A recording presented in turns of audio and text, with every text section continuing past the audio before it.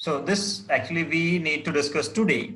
Yesterday we have derived several equation and plots. Let us quickly revise our yesterday's class. So first of all, from the MM equation, we have rearranged the MM equation in the form of LB equation, that is called Line-Weaver-Burke equation. Actually, we know the MM equation. MM equation is actually V naught is equal to. So if you do not remember the MM equation, let me quickly show you the MM equation so that we can continue our discussion. But actually, okay, so from here, V is equal to V max into substrate concentration divided by Km plus substrate concentration. So that was our MM equation. And from MM equation, we have derived our LB equation and plot. And then from the LB equation, we have derived various other plots. For example, Henne's plot and others. So one was Henne's plot, and the second one given here is Addy-Hofstee. We also have derived the one more.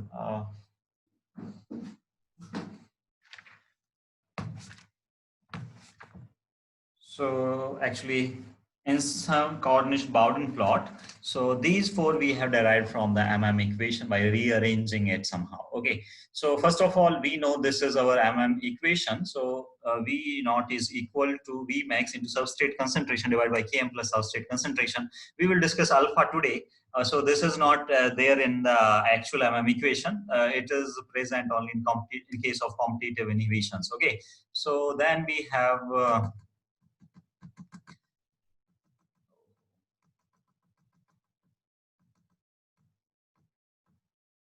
so this we have discussed. Okay, so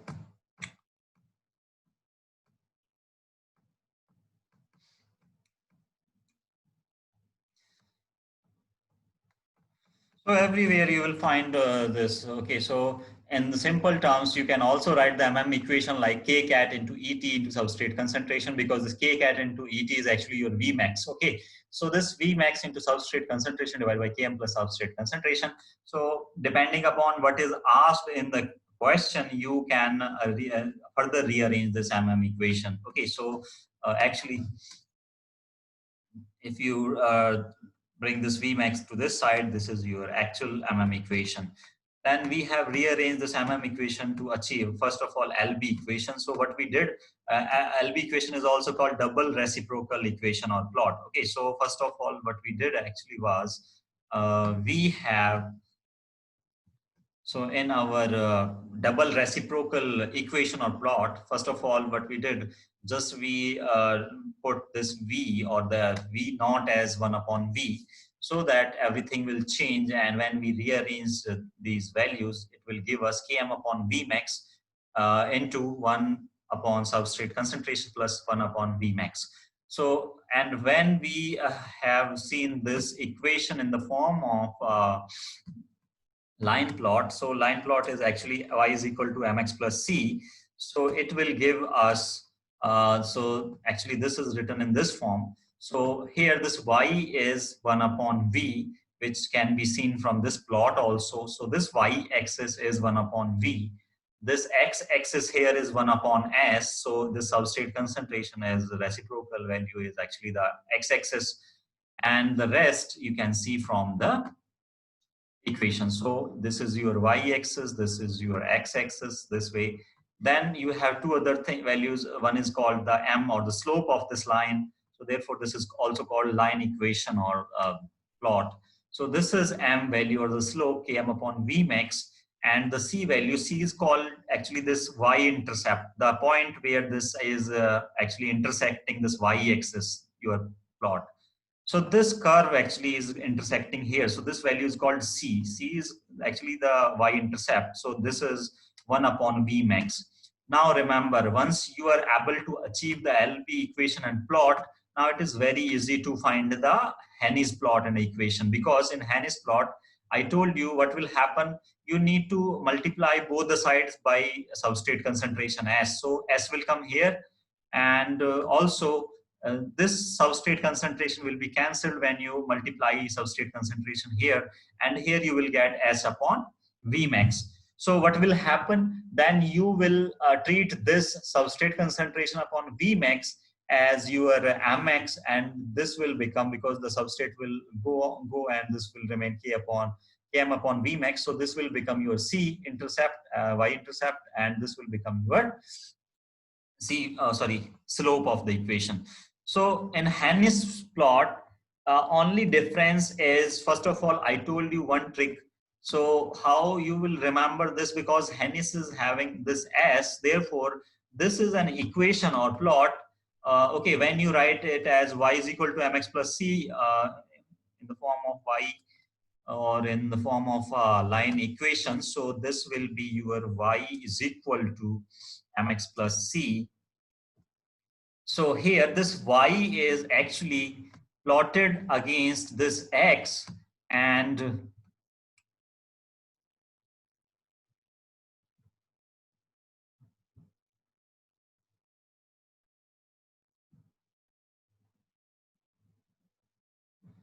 so here this y is actually S upon V, the substrate concentration divided by the initial velocity V, or in Leininger you will find it as V naught. Okay, so there is no problem. This is S upon V. So this will be your y axis, and the plot will be against, so the x axis will be the substrate concentration. So this is a plot S versus S upon V. Therefore the S is upper, and this S is also, the x-axis is also upper, therefore it is having this S. Hannis is having S, therefore you need to plot S versus S upon V. Okay, so if you look at the plot actually, so here, sorry, actually I need to remove the annotation first. So if you look this S upon V versus S, so here you will find it. So this is the Hannis plot here, S upon V, which is the y-axis here, and this is plotted against the substrate concentration, which is S. So therefore it is called Hannis plot. And the values of slope and the C-intercept, this is called the Y-intercept, the values as actually C, represented by C. So the C and slope are actually exchanged. If you look into the LB plot, the slope is actually this, and the C value is actually this. But here in Hannis plot, it is the values of the slope M and the value of C, that is the Y-intercept, is interchanged. So you need to remember this. Whenever you are talking in terms of LB plot, the slope will be Km upon Vmax. But in case of Hannis plot, the C-intercept or the Y-intercept will be Km upon Vmax. And the slope is actually 1 upon Vmax. Whereas in case of LB, the slope was this and this was the C value. So both values are exchanged. Only the exchange has taken place, and otherwise everything is same. Okay. And the axis is also have changed. So the LB plot was actually plotted 1 upon V versus 1 upon S, but here this is S upon V versus S, so therefore Hannis plot. So one more plot you can derive from the LB plot, that is called Addy-Hofstee plot. What you need to do, you need to multiply both the sides of LB equation with V naught into Vmax. So if you multiply both the sides of LB equation, what was LB equation? So 1 upon V is equal to Km upon Vmax into 1 upon substrate concentration plus 1 upon Vmax. If you multiply both the sides by V naught, or simply V into Vmax, which is written here also, you will get this equation after rearrangement. Okay, so someone is asking a query, let me answer. Okay, my voice is not clear. Okay, let me fix it. Okay, so actually my adapter was having some network problem. Now it will not break. Okay, so I have fixed it. So now, okay, so the Addy-Hofstee plot can also be obtained from the LB equation when you multiply both the sides of LB equation with this value. Okay. Anchal Shukla is saying, Anchal, I do not know whether you are present in the last class or not, but actually we have derived all these equation in our yesterday's class. You need to go for recording. Actually, I have shared the recording of yesterday's class, so you can see that recording so that you will be able to understand how we have derived this. Okay, so, but actually this is important. Okay, so we are not doing any rocket science here. Simply we are rearranging the equation. Once you are knowing the equation, so equation is V naught, that is the initial velocity, is equal to V max into substrate concentration divided by Km plus substrate concentration. This we know, this we have derived. Okay, so this equation can be written in the form of LB equation simply by taking the reciprocal value. Okay, so what will you do? Okay, let me quickly tell you if you are having this query, otherwise I'm not able to move on. So this is our equation. We all know equation, V naught or simple V is equal to V max into substrate concentration divided by Km plus substrate concentration. So what we did is to rearrange this, we need to take the reciprocal of both the sides. So we will take 1 upon V0. If we are taking reciprocal this side, what will happen this side? These values will come upper and these upper values will come down. Okay, so simply the Km plus substrate concentration divided by V max into substrate concentration. Now because there is a plus sign, you need to take independent division. So Km upon V max into substrate concentration and substrate concentration divided by V max into substrate concentration. So you will get these values. Now simply you can cancel this substrate concentration. Okay, so what will you have? You will have 1 upon V max.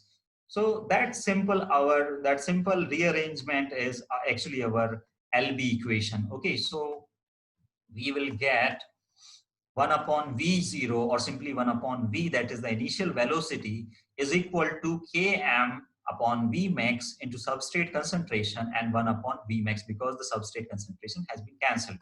So this is actually called the LB equation, and from this LB equation we will rearrange further to get the Henne's equation or plot, also the Eddie-Hofstee plot. Okay, so here, because this is the line equation, now this will be written as y is equal to mx plus c. So this is the y-intercept.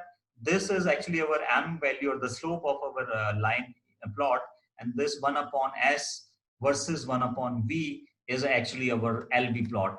So this we can get from here. So when we will plot this, we will get 1 upon v1 versus 1 upon s. So simply we will get all these equations and the plots. Okay, so what you need to remember from these equation and plots, so simply these values of the slopes, values of these c-intercept or y-intercepts, and how they were plotted, means these x and y axis. So okay, so last one is our Eddie-Hofstee plot. So in this, now see carefully, in the Henne's plot, we have plotted S upon B versus S because it was having Henne's, okay, S in its term. So therefore we are taking S always here, upper side. Whereas what will happen in the Eddie-Hofstee plot, these S upon V will be reversed. Okay, so now we will take the reciprocal of this. So this will become V upon S, and because we are taking V upper value is V, so versus V. Okay, so simple to draw. We are Eddie-Hofstee plot is actually V upon S versus V. Now, what is the important thing to remember in Eddie-Hofstee plot is this plot is an inverse plot, because when you look at the value of slope, okay, so first of all you need to so see here, when you see the equation, this is V upon S is equal to minus, it is having a minus sign here. Okay, and V upon Km. So this V will be our x-axis. So, okay, instead of V, I will take 1 upon Km as M. So this will be our slope. This will be our y-axis. This will be our x-axis, and this will be our C value or the y-intercept. Okay, because this is a line equation. So y is equal to mx plus c. So our slope will be minus 1 upon km because it is having a minus value here. Therefore, it will have an inverse slope because it is having a minus value. So this inverse in the sense every time we are plotting our line plot like this, okay, right-handed, but this time we will plot it like this, okay. Oh, sorry. So this plot will have a slope in minus value, okay, and this value will be, the minus sign only signifies that it will be an inverse slope, whereas the actual value will always remain 1 upon km. We know km is the substrate concentration at which the velocity of the reaction is half Vmax. Okay, now there are two values. This is called the x-intercept. This is called the y-intercept. So y-intercept will be actually the y-intercept because we are taking the inverse or the reciprocal of these values from the Henne's plot. Therefore, the c-intercept here was km upon Vmax. Here it will become Vmax upon km. Okay, so this is easy to interpret. But here the Vmax, because we are increasing, we are moving in this direction. So we are moving, so this will be our initial velocity. We are plotting the rate of equation on the x-axis. Therefore, where this plot is intersecting this x-axis will be our x-intercept. Okay, so this will be Vmax value. So from here also we can get Vmax, and actually we cannot actually get the km values directly. So to get the km values directly, we also have one more plot. So that was called actually Cornish-Bowden plot. Okay, so there is a, okay. So Anshul, I have repeated this LB equation and plot. Hope you are able to understand. Okay, so if you still have some query, you can ask me after the class. Okay, let me continue my class. So one more equation we have is actually called Cornish-Bowden plot. Let me show you that also.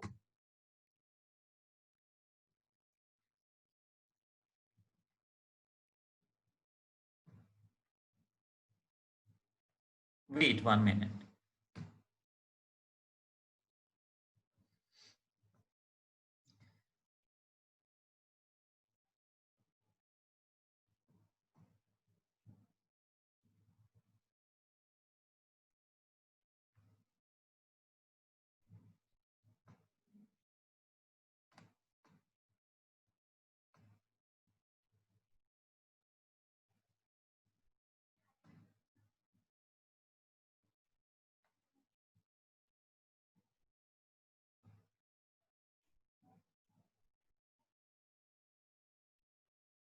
So actually, I'm not able to get the same plot yesterday I showed you, but actually we can have this one.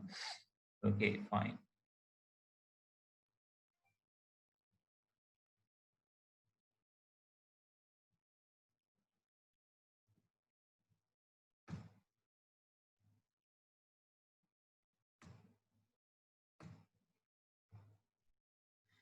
Okay, so this is our, so fine. Hey, wait, 1 minute, actually, I need to share one more screen to show you this here. So if you are able to see my Chrome page, actually it is showing that when you plot this, so this is called Cornish-Bowden-Ansel plot. And actually this is a plot V versus the substrate concentration. And wherever all these lines are intersecting, so that intersection point, if you plot the lines perpendicular to here and over x and y axis, so over x axis you will get the km value. So this point is actually your km value. Okay, sorry, what is happening? So the point here is your km value, and the point over this y-axis is your Vmax. So because from this plot, it is very easy to interpret the values of km, Michaelis constant, and the Vmax, the maximal velocity which can be achieved with the help of an enzyme. Therefore, the Cornish-Bowden plot, yesterday also I told you, can be regarded as the best plot because it is very easy to understand the Km and Vmax values from this plot. Okay, so if someone asks you which plot is actually giving us the appropriate values of Km and Vmax, so the answer will always remain Cornish-Bowden-Einstein plot. Okay, so after this we will again. Okay, so we were here. Then yesterday I told you there is a narrow range of temperature and pH over which an enzyme is having maximal activity. And this point, okay, so this range is actually shown with the help of a bell-shaped curve or graph. So actually this point in this bell-shaped curve is actually this range. In this range only it will have the maximal velocity or activity. If you decrease or increase the temperature and pH from this range in either direction, the velocity or the rate of the reaction will decrease. Why this is happening like this, we need to understand the mechanism, because most of the enzymes are made up of protein, and we know, if for example, first of all we are talking in terms of temperature. Okay, so this is temperature in Celsius, and this is the percentage maximum activity of the enzyme. So the maximal activity or Vmax can be represented by a value called 100%. Okay, whereas this is half Vmax and this is the temperature. So you can find, mostly because most of the enzymes are protein, and therefore they are having this maximal value or the 100% activity around 37 to 42. Okay, somewhere here 42 or 45. And if you take the average, it is around 40. If you increase the temperature in either, or you will decrease the temperature, what will happen? So generally, if you increase the temperature, because we are having generally the lab or the room temperature is 25 degree, so your reaction will having this much of performance around 75, or you can say this is about 80 or 85. Okay, but when you increase the temperature, start increasing temperature, the enzyme will show the maximal activity around 40 or 42. Then again, it will start decreasing when you further increase the temperature. Now, what will happen? So first of all, when you are increasing the temperature from the room temperature around 25 to up to 40 or 42, so you are giving the thermal energy to the substrate or reactant so that they can react, they can collide more effectively. Okay, but if you further increase the temperature, further increase the temperature, what will happen? The maximal rate will be achieved, and then the enzyme or the protein will start denature.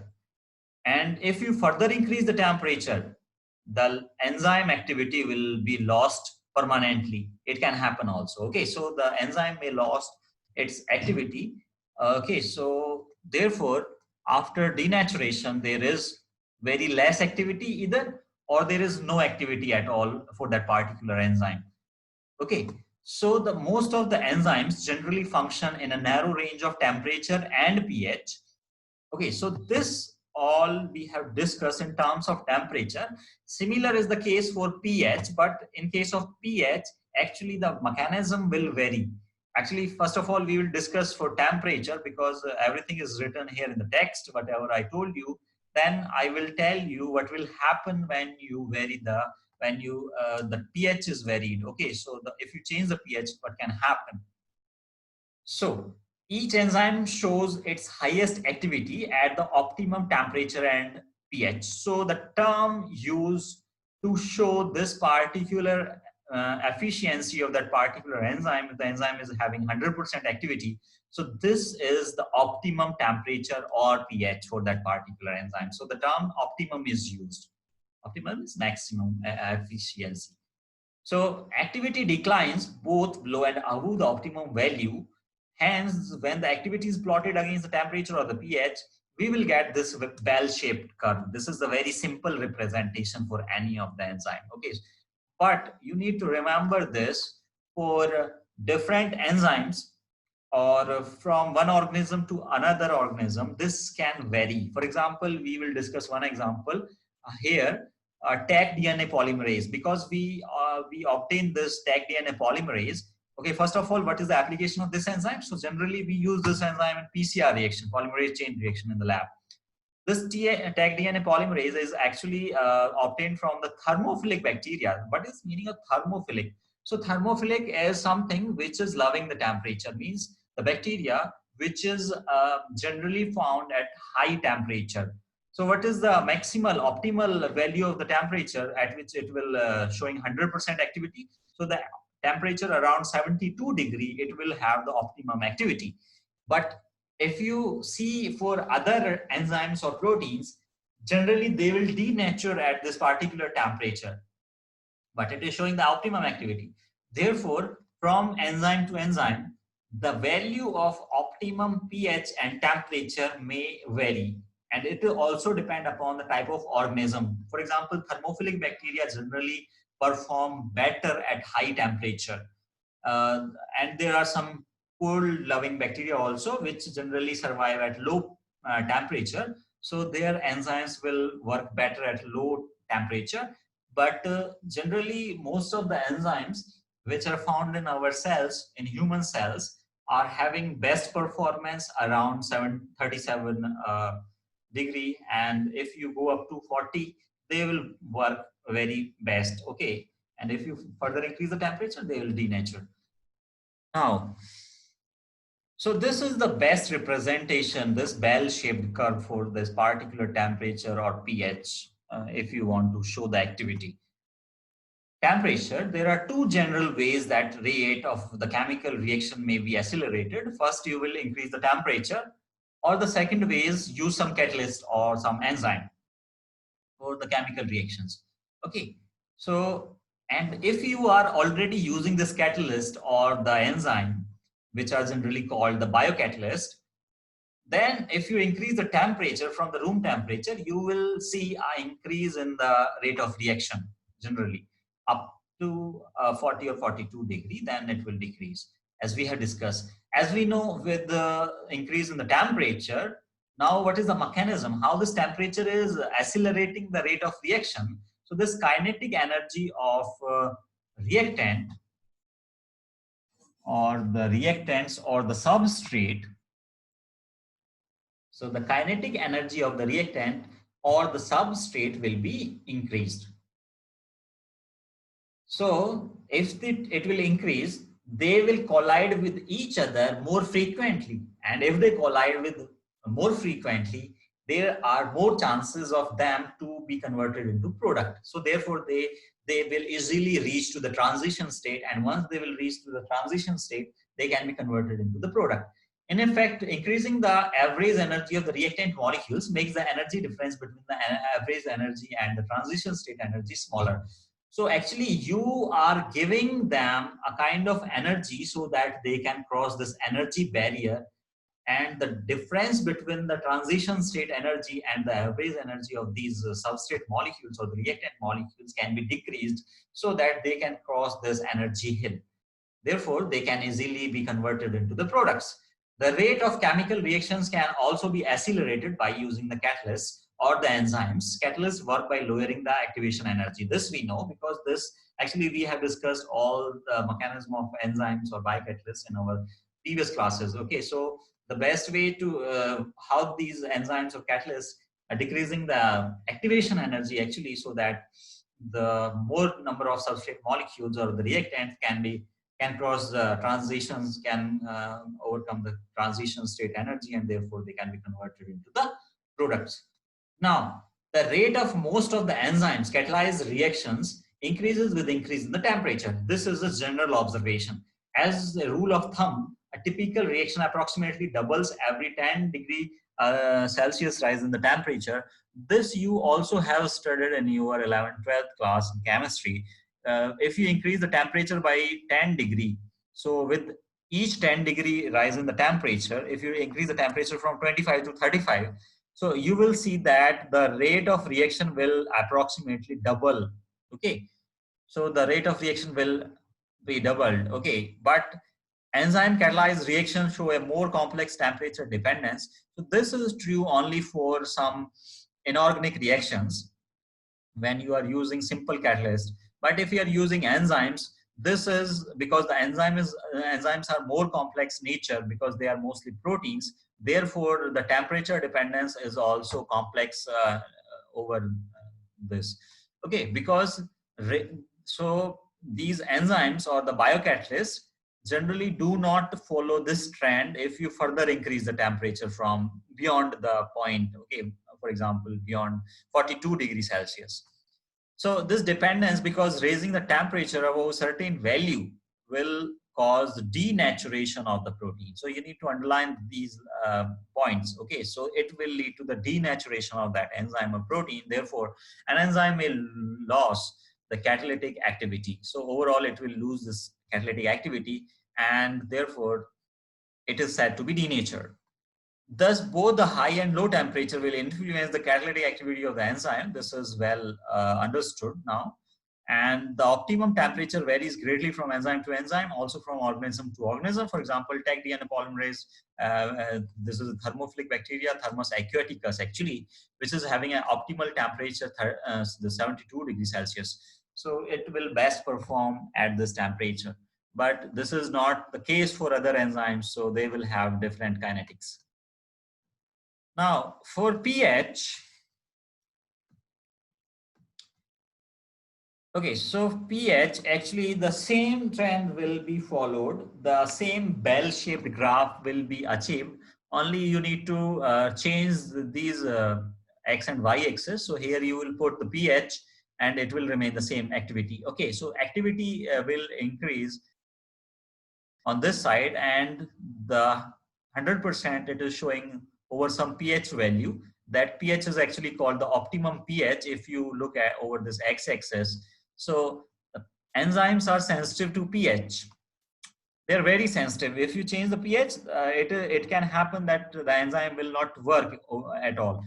Why this is happening? Because there are certain amino acids present, because the enzyme is made up of protein. Okay, so and the proteins are made up of these amino acids. And you know, the protein or the enzyme is having a specific active site where it will bind its substrate molecules.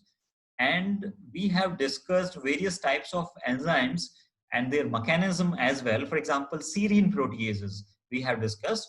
So these serine proteases, for example, trypsin, chymotrypsin. So these are having three different amino acids. For example, HSD. So H for histidine, S for serine, and D for aspartic acid. So these three amino acids were present over the active site. Similarly, in the case of other enzymes, their active sites are also having some kind of amino acids. And these amino acids are having some R group or the functional group. Now, suppose you are changing the pH. Now, what can happen? This changed pH may either protonate or deprotonate the R groups of those amino acids which are present over the active site of the enzyme. Therefore, if the active site is modified, okay, so if the active site is modified, so the substrate is not able to bind appropriately to that particular enzyme. Therefore, the activity will decrease in either side of the pH of the optimal pH value. Okay, so most of the enzymes are active within this narrow pH range. So most of the enzymes in the body, actually, they are having the pH range generally 5 to 9, because too much acidic and basic environment also affect the, so the most of the cytosolic proteins, for example, cytosolic enzyme, we know that in the cytoplasm, the pH will remain 7.2. Okay, whereas in lysosome, actually the pH will remain around 5. So actually, this is the optimal range where most of the proteins or the enzyme within the cell can function. But suppose you are talking in terms of some metabolic enzymes, for example, pepsin and trypsin or pepsin. So they will have different optimal pH. For example, you can see this particular plot here. 1 minute. So here, so you are having two enzymes. One is actually pepsin and one is glucose 6-phosphatase. This will responsible for the breakdown of glycogen into glucose, whereas this pepsin is actually present in our digestive juice, where it will lead to the breakdown of proteins. So the pepsin is having optimum pH around 1.8 or around 1.5, whereas glucose 6-phosphatase is having optimum pH around 7.6 or 7.8. Okay, so it will depend upon the type of enzyme. Okay, so each enzyme will have a characteristic optimum pH over which it will function 100%. And if you change the pH, it will decrease. The activity will decrease in either direction. Either you will increase the pH or you will decrease the pH.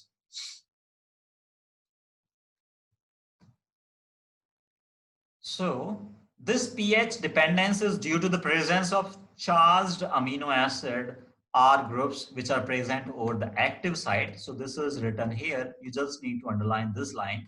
So this pH dependence is due to the presence of the R groups, which are charged amino acid groups present over the active site of the enzyme, because this active site is responsible for binding with the substrate. If you modify the active site, either protonate or deprotonation of the active site residues may affect the enzyme activity.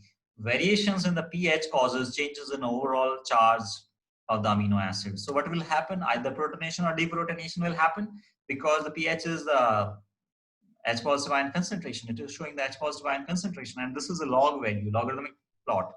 So it will change the overall charge of amino acid. If you protonate, one plus charge will increase. If you deprotonate, one positive charge, or I say one positive charge will be less. So it will, the charge over amino acid will be changed.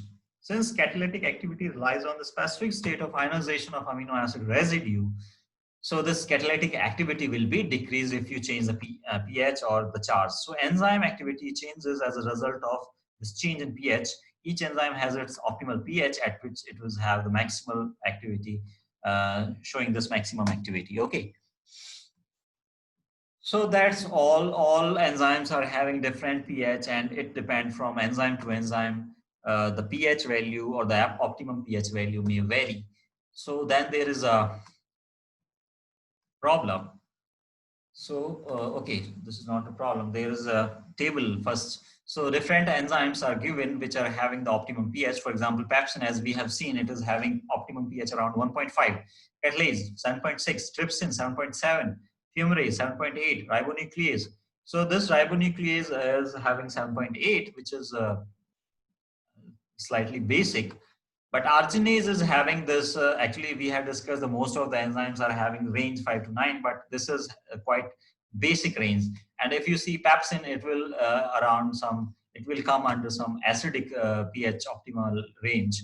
So it may happen that some enzymes are exception to this rule, that most of the enzymes are generally having optimum pH from 5 to 9, but this will not always happen. In some exceptions, you will find that they will either work best either in the pH range acidic or basic. Okay, for example, pepsin and arginase here. Now there is a problem, and if you are able to understand this, then we can skip this one. If you are not able to understand, please raise a query so that we can discuss this also. So please read this problem, what he is asking. So the following data are obtained for an enzyme catalyzed reaction. So he has given the substrate concentration in millimole and this velocity or the rate of reaction in millimole per ml per minute. Now you need to find out the two things. First of all, from the double reciprocal plot, so you need to plot a curve that is called LB plot or double reciprocal plot. This is also called double reciprocal plot or Lineweaver-Burk plot. So this data, and you need to determine the Vmax value, for example. So if you remember the plot, actually this was a plot versus 1 upon S, 1 upon V. So LB plot was a plot, actually you have plotted 1 upon V versus 1 upon S, substrate concentration.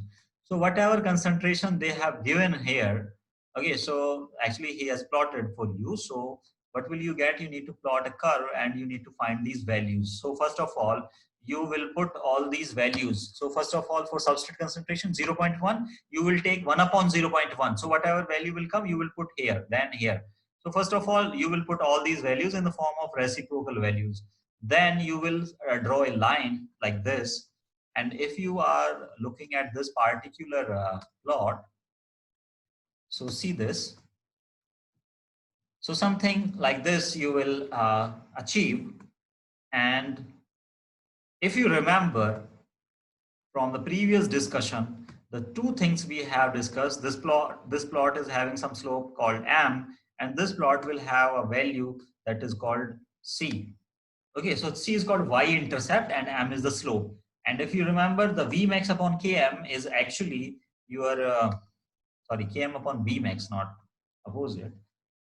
So Km upon Vmax will be your slope. So let me write here. Oh, sorry. So Km upon Vmax will be our slope, whereas the intercept will be 1 upon Vmax, if you remember. So if you write this 1 upon Vmax. Now see, sorry, this is not I, this is 1 actually. So see, because this is intersecting at a value called 0.1 for 1 upon V. Okay, so this will be actually 1 upon Vmax. And if you reverse this 0.1, so you will take 1 upon 0.1. So 1 upon 0.1 will give you the actual value of Vmax. So for Vmax, actually you will get 10 millimolar per ml per minute. Okay. And from this data, now you can find the turnover number. This is also called the catalytic constant or Kcat. And this Kcat was having this value. So you just need to divide Vmax by your total enzyme concentration, which is given here 10 to power minus 6 molar.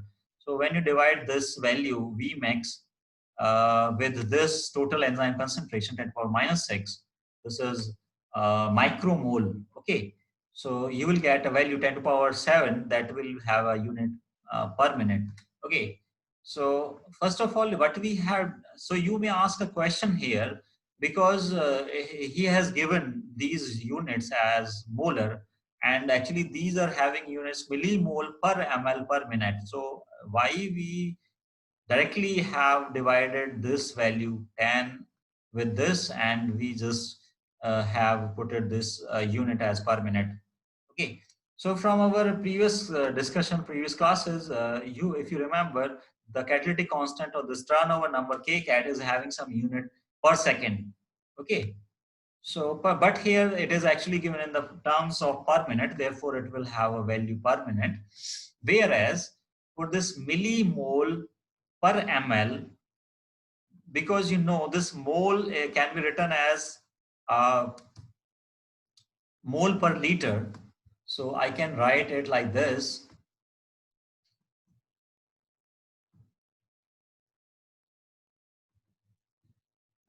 So I can write capital M is equal to mole per liter. Okay, and this mole per liter can also be written like millimole, and it will say the same thing per ml. Okay, so actually it is given in the terms of millimole per ml, which will be equivalent to mole per liter, because the same thing you are doing, you are multiplying with the 10 to power 3. So this millimole will become mole and ml will become liter. And this is actually your capital M, therefore you just need to divide. Simply you will get the answer in the terms of per minute. Hope this is understandable. If not, please ask. There is a query, okay. Okay, actually I can plot, but it is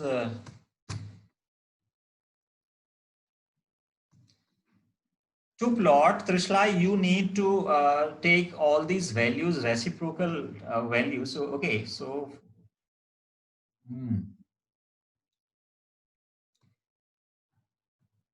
no doubt you will get something like this only.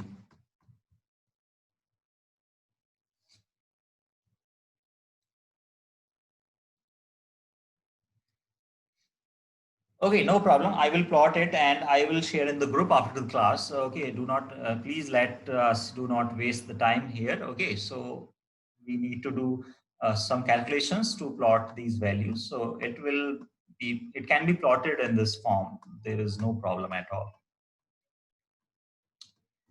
Okay, so I will plot it and will share in the group.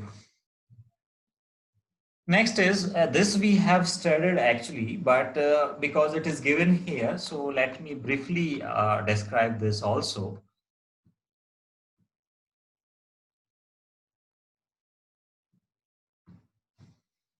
Okay, so there are two type of kinetics. So whenever there are two substrate, these kinetics for these substrate are called bi-substrate reactions. Okay, so bi means two and multi means if you are having more than two substrate, it can also possible, but mostly you are having two substrate. Okay, so if you are having two substrate, for example, one is A, one is B, and they give the two products, so these are called bi reactions. Okay, bivalent reactions. And the kinetics can be shown in the form of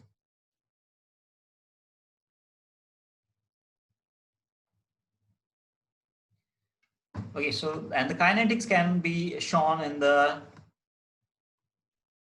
terms of these equations, and these are actually called the Cleland's representation, because the classification was given by this particular scientist. Yesterday also we have discussed.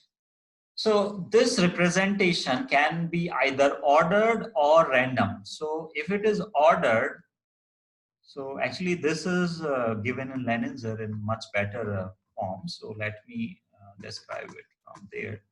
So if these reactions or these bi-substrate reactions are leading to the formation of a ternary complex, and they can be divided either as ordered or random. So first of all, either this ternary complex will form or it will not form.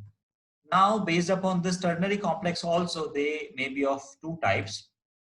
So first of all, ordered reaction. Ordered reaction is kind of reaction when the first substrate, this is preferential binding of first substrate initially. So this will form ES1. Then the second substrate will join this particular complex to make a ternary complex, because it is made up of three different entities, ternary complex. And this then lead to the formation of the product.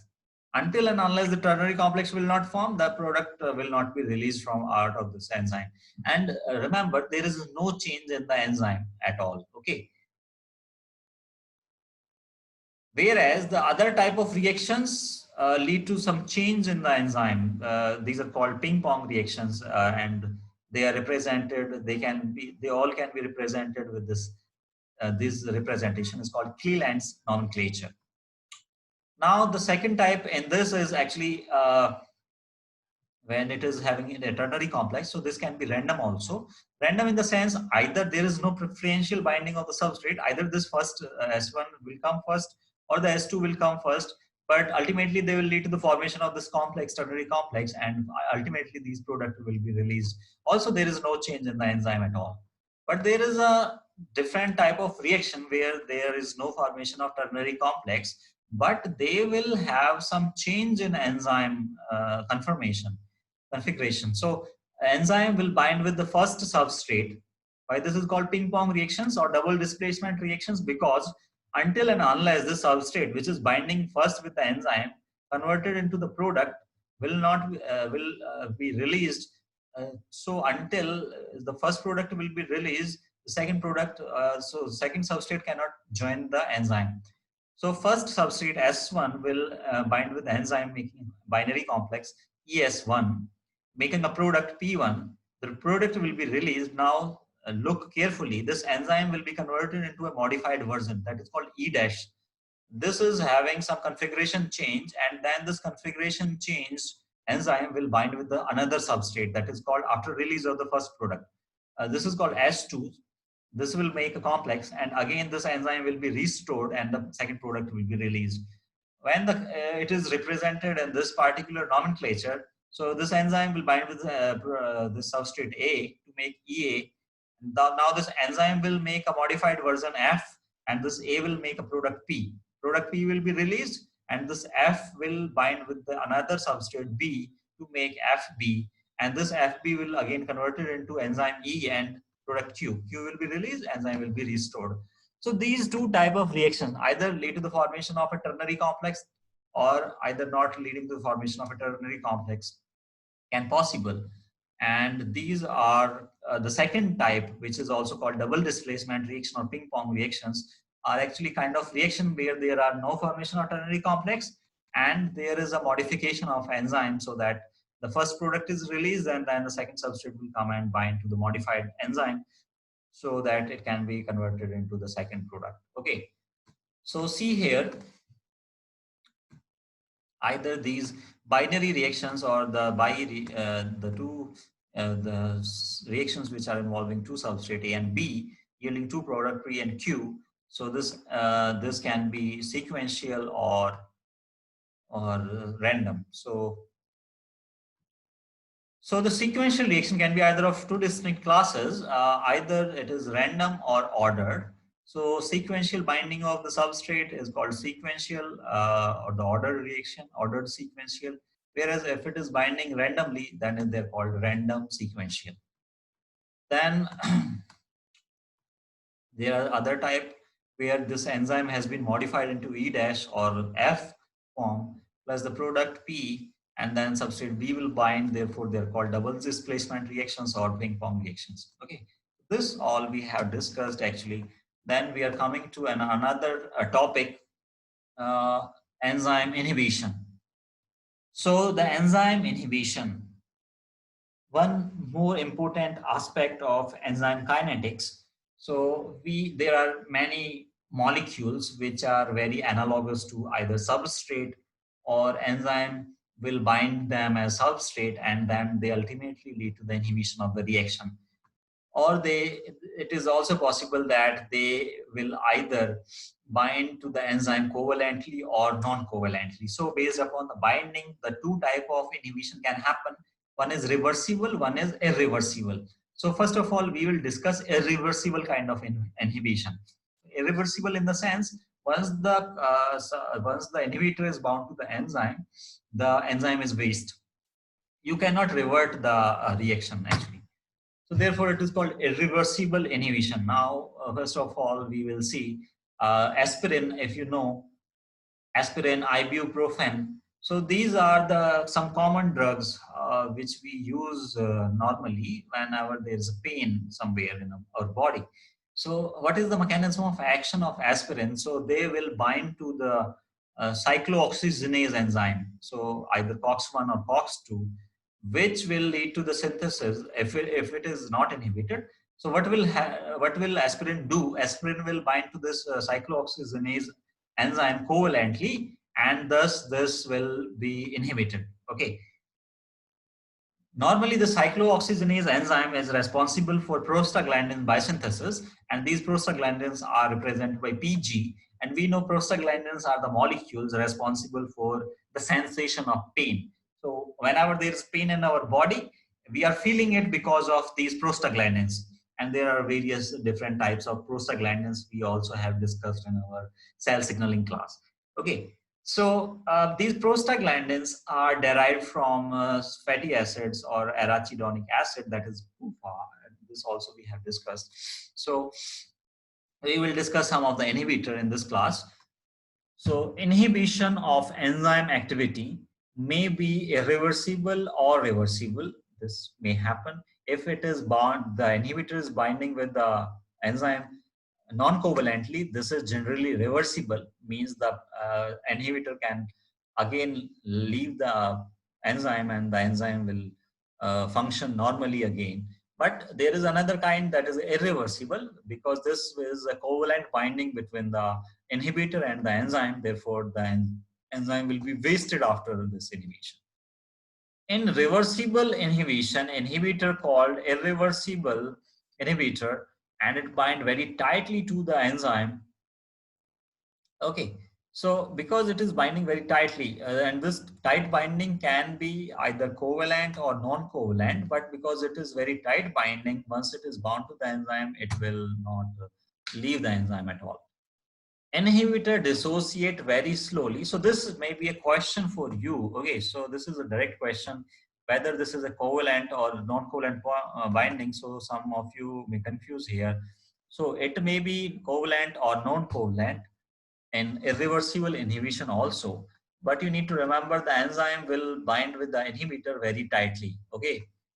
Now this inhibitor dissociate very slowly because it is bound very tightly. It will dissociate, remove from the enzyme very slowly from the enzyme, and enzyme catalytic activity is permanently inhibited.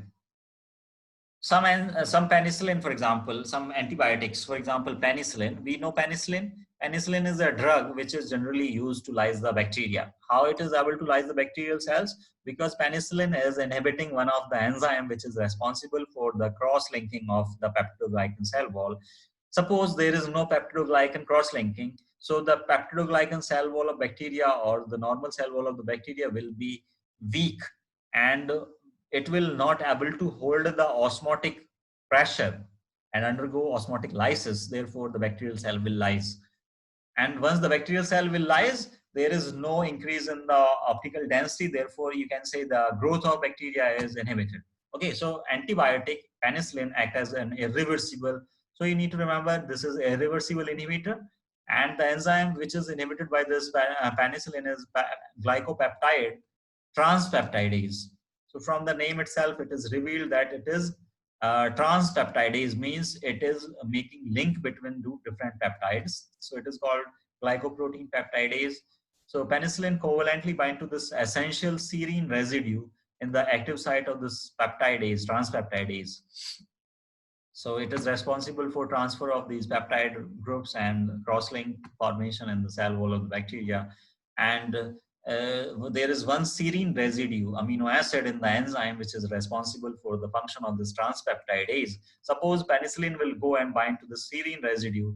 Therefore, in the active site, will be inhibited, and therefore this is a kind of irreversible inhibition.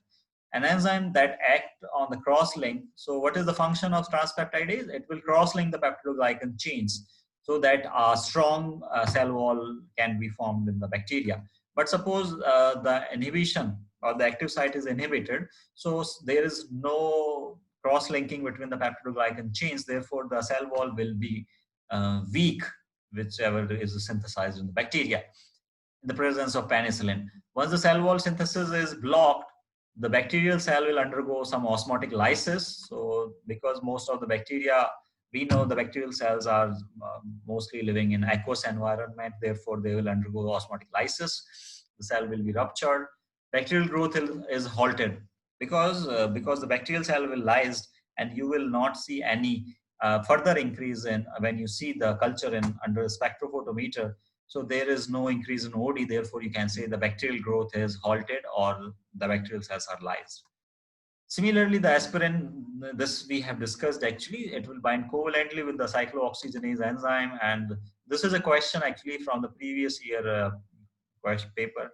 So the question is, exactly which cyclooxygenase is inhibited by aspirin. So aspirin can bind with both either COX-1 or COX-2, cyclooxygenase 1 and 2, and thus reducing the synthesis of prostaglandins. Once the prostaglandin synthesis is reduced or inhibited, so we are not able to feel the pain at all.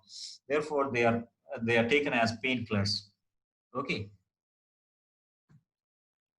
Now there is a special category of inhibition that is called suicide inhibitor. Why we are calling it suicide? Because the enzyme which is binding with the inhibitor.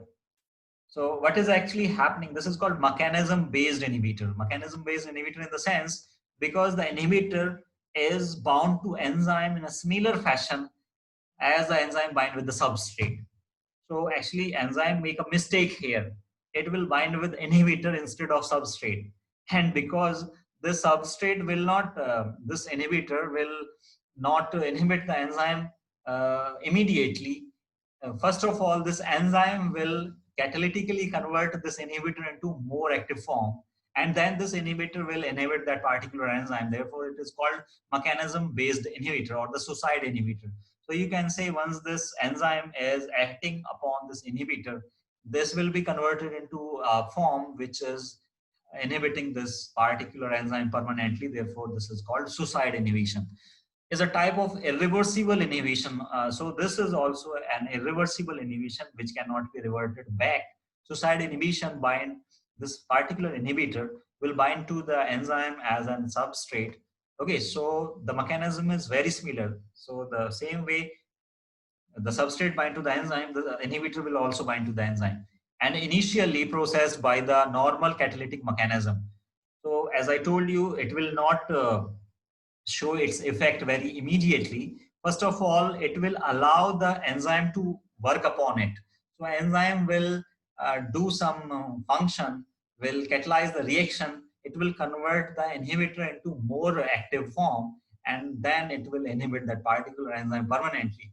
So as a result of catalysis, substrate is converted to a chemically reactive intermediate. Here the substrate is inhibitor actually. So the substrate is converted into a chemically reactive intermediate, and this chemically reactive intermediate, they will inactivate the enzyme through the covalent modification. It will modify the enzyme. Okay, in turn, it will modify the enzyme itself because it is reactive intermediate. That is, the enzyme literally commits suicide. Okay, therefore, that's why the name is a suicide inhibition or the suicide inhibitor.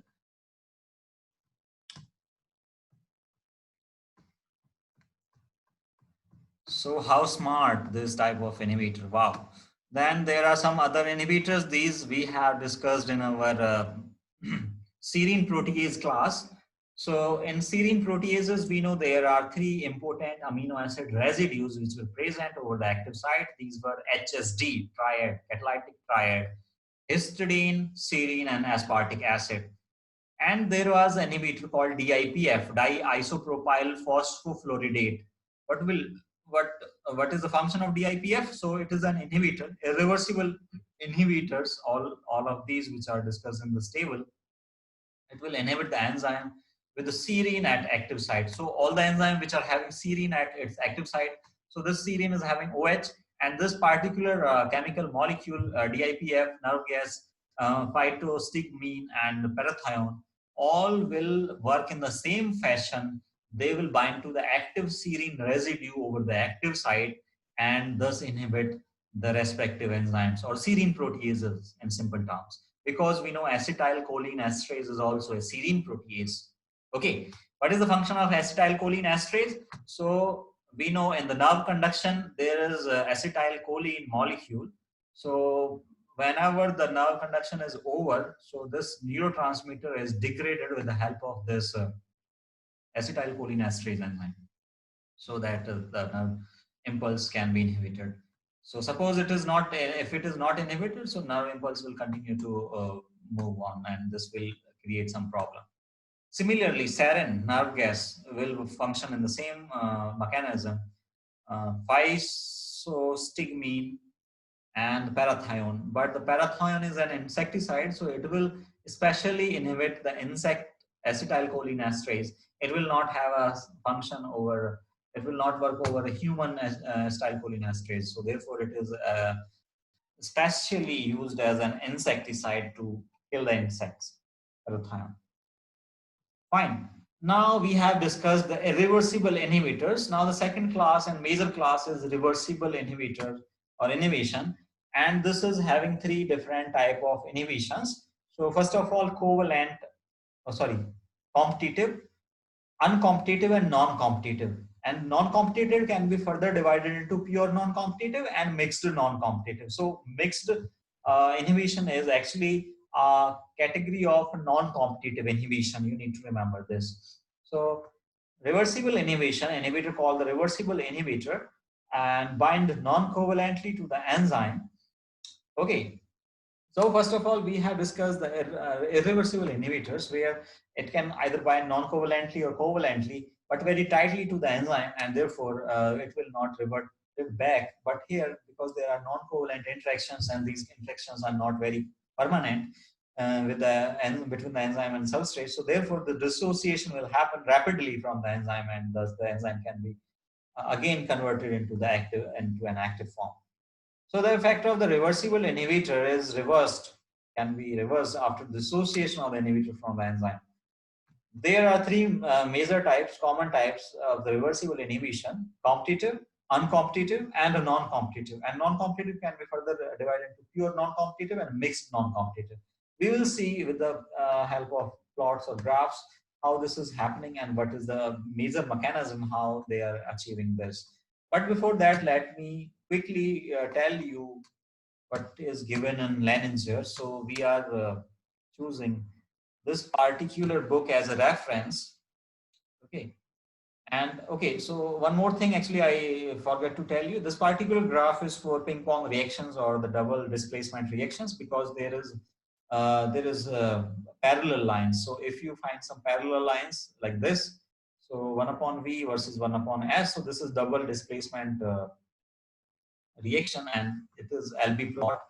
And these lines, if you increase the substrate concentration, so suppose you are having substrate concentration 1 millimolar, 2 millimolar, 3 millimolar, and 4 millimolar. So you will get, with the increased substrate concentration, you will get these lines will move downwards. So if you increase further, they will come like this, here, here, here. Okay, so let me annotate this. If you further increase the substrate concentration, so they will come like this. Okay, sorry, I'm not able to draw the straight lines. Okay, like this. So with the increasing substrate concentration, the line will move downward, but they will not cross each other. Okay, so therefore these are called double displacement reactions, because only when the first substrate is released in the form of product, only then the second substrate will come and bind to the modified enzyme. Okay, whereas the other type, there is a, you will see there, they will, all lines are intersecting here. So it is showing this red colored spot here because all the lines are intersecting here. The increasing substrate concentration, the line will come down, but they will cross each other here. So this will show a formation of ternary complex. So what is this point is showing? This is showing this formation of enzyme substrate 1 and substrate 2 complex. So this is a ternary complex. Okay, fine. Let me, okay, so now we are discussing innovation. So first of all, so from here, so see this equation, competitive inhibition. What is happening in case of competitive inhibition? So as the name implies, competitive. Competitive in the sense, there is only one site over the enzyme. With this one site, either substrate will bind or the inhibitor will bind. If the substrate will bind, the inhibitor will not bind. But if the inhibitor will bind, the substrate will not bind. But this is a competitive inhibition. Competitive inhibition in the sense, everything is depending upon the concentration of either the substrate or the inhibitor. If you are having more concentration of the substrate, then the inhibitor will not bind with this particular enzyme at all, and therefore this particular enzyme may have the maximal rate of the reaction. So this can be achieved in competitive inhibition. Okay.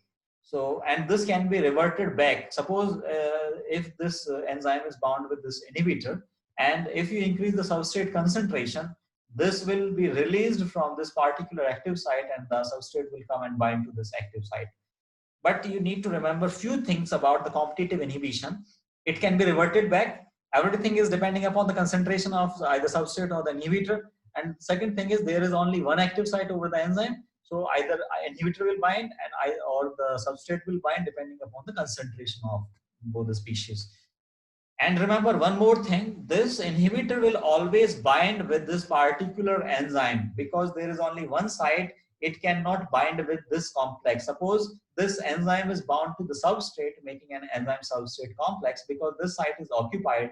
So this inhibitor cannot bind with this enzyme substrate complex, as we will see in other cases.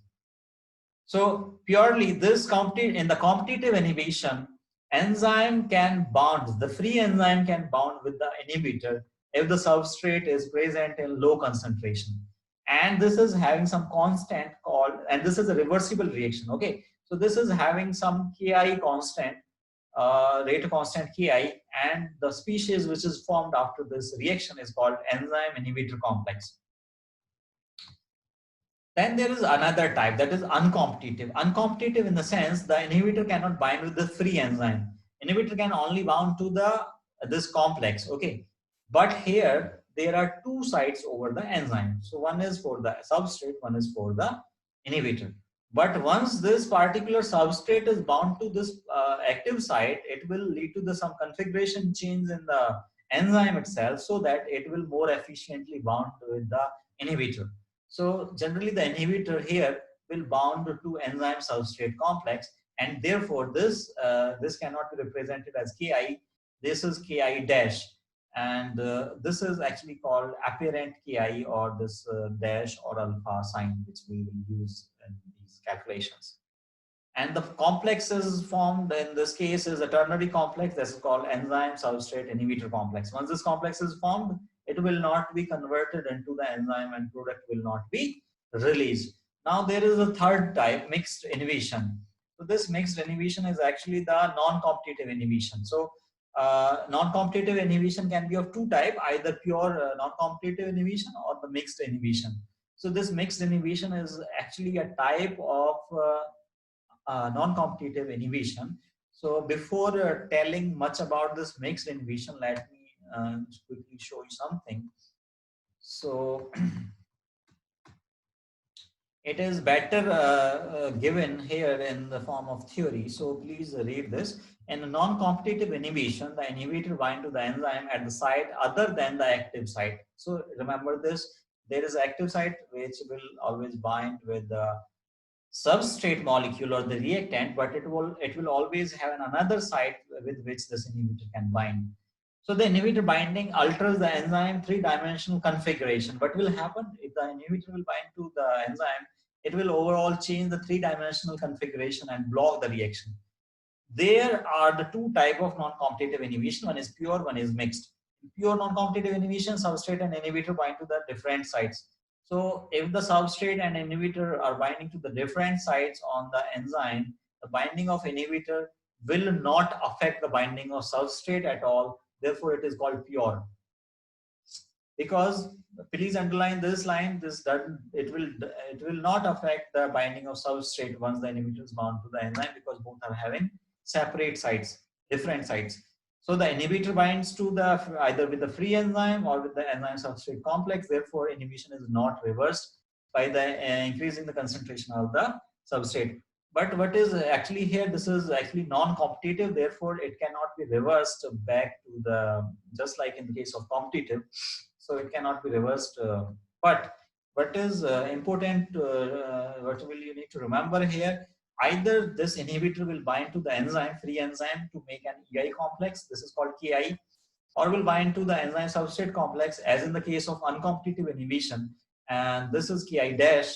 Therefore, this Ki can be represented like enzyme into inhibitor.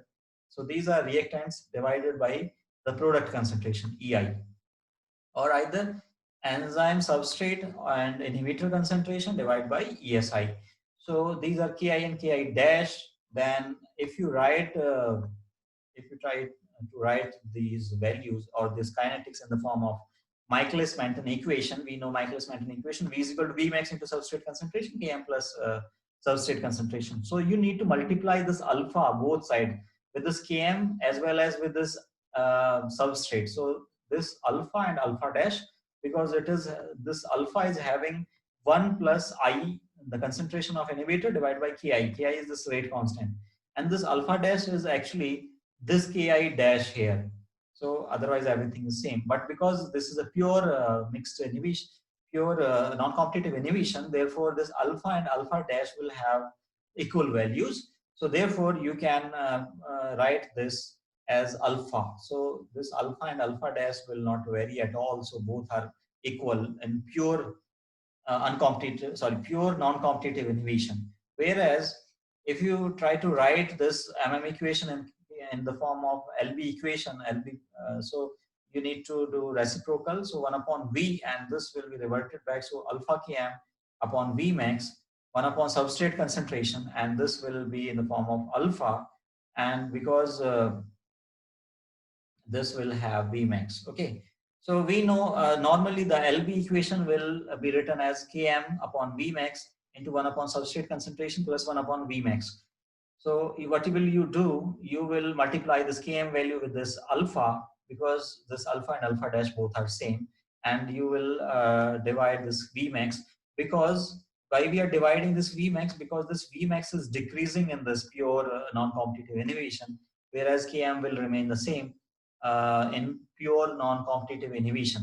Whereas in the mixed inhibition or mixed non-competitive inhibition, both will decrease. So the Vmax will decrease, Km will decrease.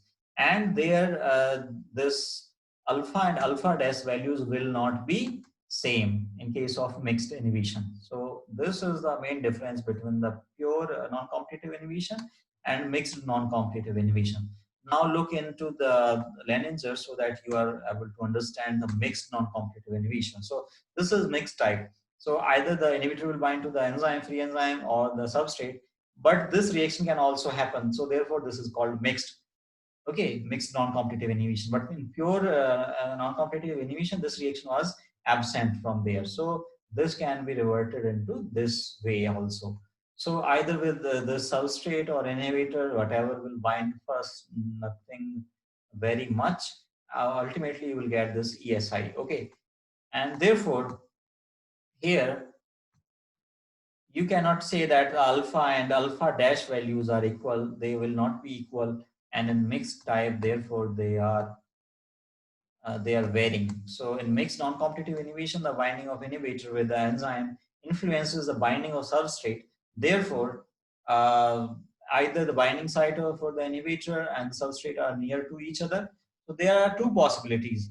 Either the two sites are very close to each other on the enzyme, therefore they are showing mixed non-competitive inhibition, or it will lead to some conformational changes in the enzyme which is caused by the inhibitor binding, which will affect the substrate binding, whereas as we see in the pure non-competitive inhibition, in the pure case, they will not affecting the substrate binding. Okay, so this is the main difference between pure and mixed non-competitive inhibitions.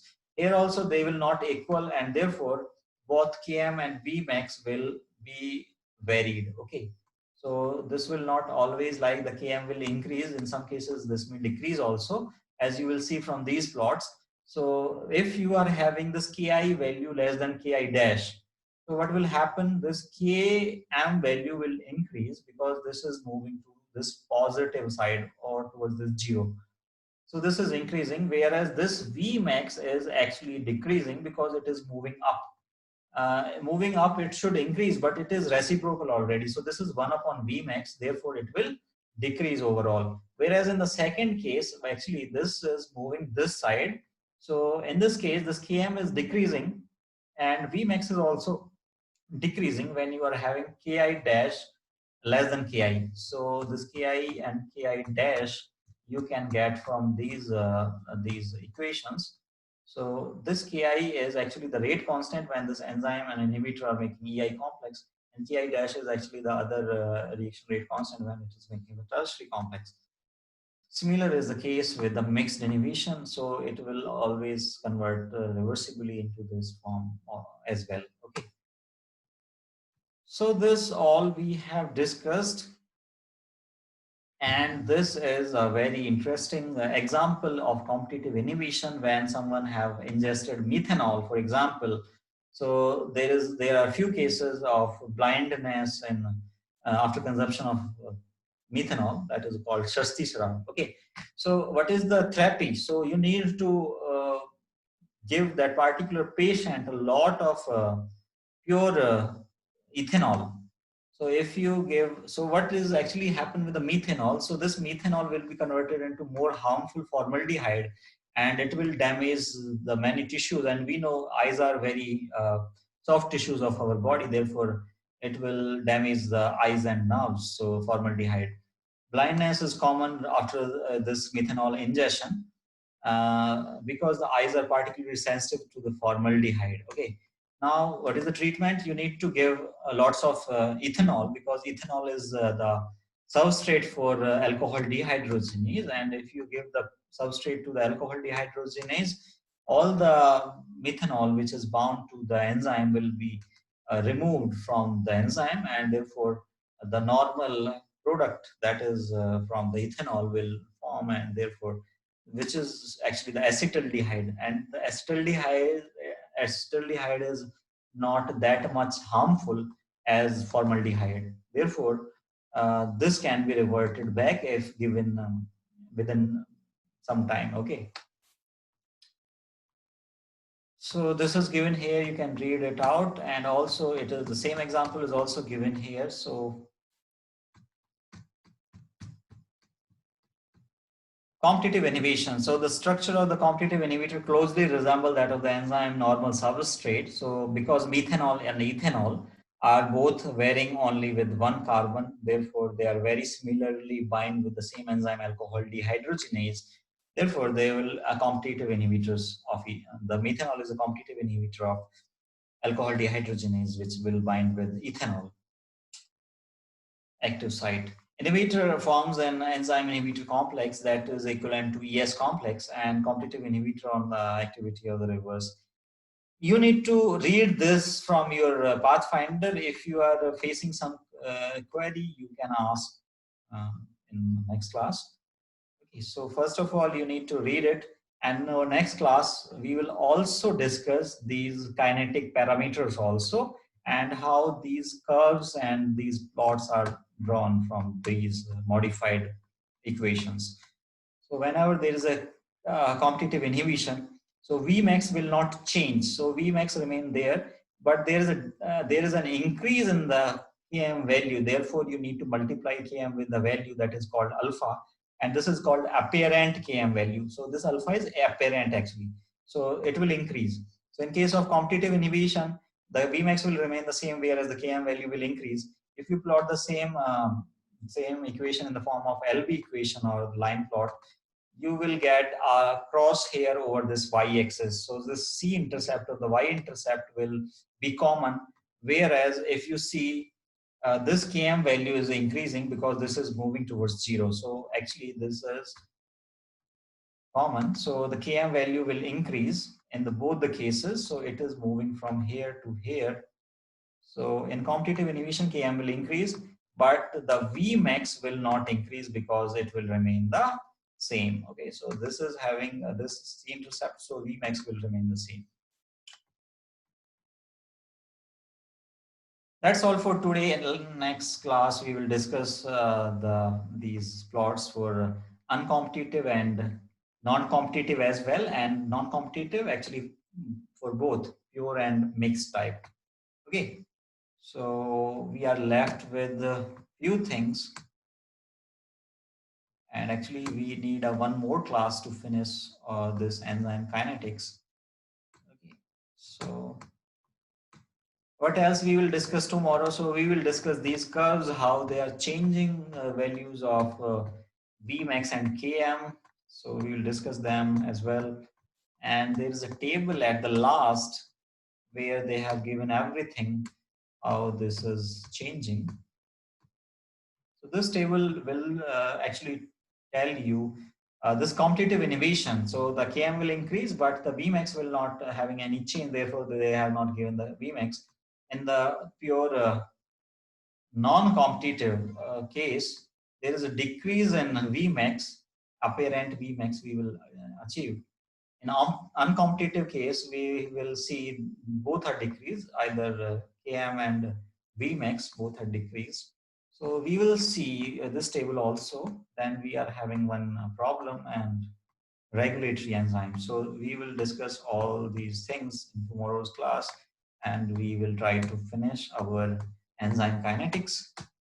Okay, because rest we have discussed in our previous classes. So and regulatory enzymes we are left with isoenzymes and alloenzymes. All these things we have discussed in our previous classes, so nothing to worry about. Okay, thank you for today's class, and if you are having some query, please ask before I close this class.